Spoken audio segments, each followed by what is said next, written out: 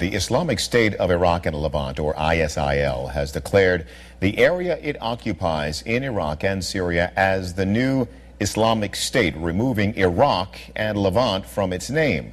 Now, the group has called on rebel forces to immediately pledge their allegiance. John Tarrant is here with more on what all of this means. John. Yes, good afternoon. We're going to show you this area that they're talking about and give you a little history lesson as well. But let's begin with a map of the two countries that are concerned with this so-called caliphate right now.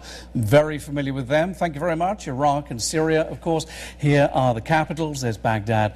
Over there is Damascus. And now let's add in this so-called caliphate, which stretches across the two countries, as you can see, as announced by what we used to call ISIL, but now we simply call Islamic State. And you can see it's here in red on our map. It stretches across those two countries from west to east. Now, the idea of a caliphate is it's a sort of, think of it like an empire run by a religious and political leader who's called a caliph, and essentially it would rule all Muslim faithful. So the idea is that all Muslim thinking would come out of this caliphate.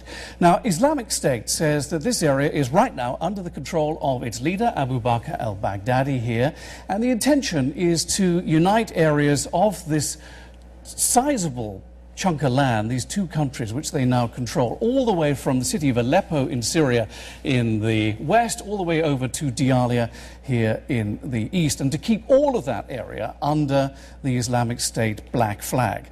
Now, the last time that a caliphate existed in this world was 90 years ago, back in 1924, as the final days of the Ottoman Empire were drawing to a close. But what's raising concern about this newest caliphate is that Islamic State is calling on all jihadist groups in the world, like names very familiar to us now, Al-Qaeda, Islamic Front, the Al-Nusra Front, people like that, to come together under its umbrella. And that is a direct threat to more moderate Muslim countries and their leaders around the world. And this also raises the stakes for Iraq's Prime Minister, Nouri al-Maliki. Here he is. He's right now struggling to put together a government in Baghdad that is more representative of all the people in his country, the Sunnis, the Shias and the Kurds, than his previous administrations have been. Tony. And that cabinet is supposed to meet tomorrow, if I'm correct, to work on forming. July the 1st was the deadline he agreed to with Secretary Kerry. But based on what happened last time, don't look for there to be a government in place for a couple of months. Absolutely. All right. John Tarrant for us. John, thank you.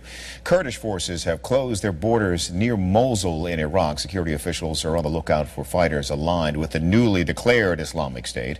Zaina Hatter reports on what it is like to get into the region now. There is no mistaking who is in charge here. The self-declared Islamic State, which has been fighting as part of a wider rebellion in Iraq for weeks, guards the gates of Mosul. Their snipers positioned at the entrance of Iraq's northern city. This is a front line. Just 500 meters away are the Kurdish Peshmerga forces.